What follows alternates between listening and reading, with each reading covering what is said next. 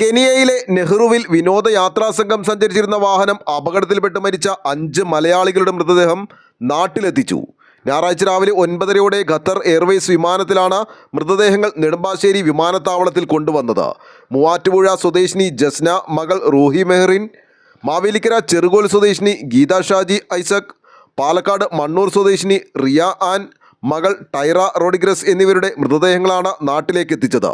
സംസ്ഥാന സർക്കാരിന് വേണ്ടി മന്ത്രി പി രാജീവ് മൃതദേഹങ്ങൾ ഏറ്റുവാങ്ങി അന്ത്യോപചാരം അർപ്പിച്ചു. മരിച്ച ജസ്നയുടെ ഭർത്താവ് മുഹമ്മദ് ഹനീഫ, റിയയുടെ ഭർത്താവ് ജോയൽ, മകൻ ട്രാവിസ് എന്നിവർക്കും അപകടത്തിൽ പരിക്കേറ്റിരുന്നു. ഭൗതിക ശരീരങ്ങൾക്കൊപ്പം നാട്ടിലേക്കെത്തിയ ഇവരെ തുടർ ചികിത്സയ്ക്കായി ആശുപത്രികളിലേക്ക് മാറ്റുന്നതിന് ആംബുലൻസുകൾ അടക്കമുള്ള സജ്ജീകരണങ്ങൾ ഒരുക്കിയിരുന്നു.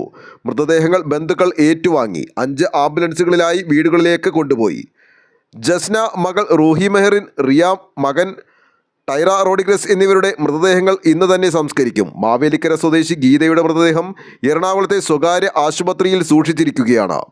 ജൂൺ 9 ഇന്ത്യൻ സമയം വൈകിട്ട് 7 മണിയോടെയാണ് വിനോദ സഞ്ചാരത്തിനെത്തിയ 28 പേരടങ്ങുന്ന ഇന്ത്യൻ സംഘം സഞ്ചരിച്ച ടൂറിസ്റ്റ് ബസ് അപകടത്തിൽപ്പെട്ടത്. ഖത്തറിൽ നിന്നും വിനോദസഞ്ചാരത്തിനായി എത്തിയതായിരുന്നു ഇവർ. നെയ്റോബിയിൽ നിന്നും 150 കിലോമീറ്റർ അകലെ നെഹ്റുവിലായിരുന്നു അപകടം. ബസ് താഴ്ചയിലേക്ക് കീഴ്മേൽ മറിയുകയായിരുന്നു. ഇന്ത്യൻ എംബസി, കെനിയൻ ഖത്തർ പ്രവാസി അസോസിയേഷൻ, നോർക്ക റൂട്ട്സ് എന്നിവരുടെ ഇടപെടലിലൂടെയാണ് മൃതദേഹങ്ങൾ നാട്ടിലെത്തിക്കാൻ കഴിഞ്ഞത്.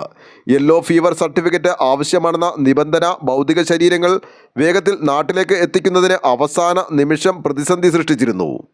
എന്നാൽ മുഖ്യമന്ത്രി പിണറായി വിജയൻ്റെ അതിവേഗ ഇടപെടലിനെ തുടർന്ന് കേന്ദ്ര സർക്കാർ യെല്ലോ ഫീവർ വാക്സിൻ സർട്ടിഫിക്കറ്റ് വേണമെന്ന നിബന്ധന പ്രത്യേക സാഹചര്യം പരിഗണിച്ച് ഒഴിവാക്കി നൽകുകയായിരുന്നു.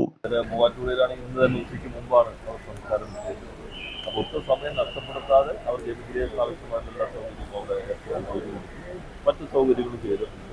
അപ്പോൾ അതുകൊണ്ടാണ് മറ്റു പുതുവർഷം അവരൊരു രീതികളിലാണ് അവരെ കണ്ടിരുന്നു. ഞാനിപ്പോൾ അകത്ത് പോയി കണ്ടിരുന്നു. 3 പേരെ പരിക്ക് പറ്റിയവരെ കണ്ടിരുന്നു. അച്ഛനും മകനും കുട്ടിയും 3 പേരെ കണ്ടിരുന്നു. അവർ നേരെ ഹോസ്പിറ്റലിലേക്കാണ് അവർ പോകുന്നത്. അവർക്ക് ആവശ്യമായി ക്രമീകരണവും. NORKA Roots general manager T Reshmi, airport director G Manu, ജനപ്രതിനിധികൾ, ഉദ്യോഗസ്ഥർ തുടങ്ങിയവരും അന്ത്യോപചാരം അർപ്പിച്ചു. ന്യൂസ് ബോക്സ് ലൈവിന് വേണ്ടി സനൂപ് കളമശ്ശേരി.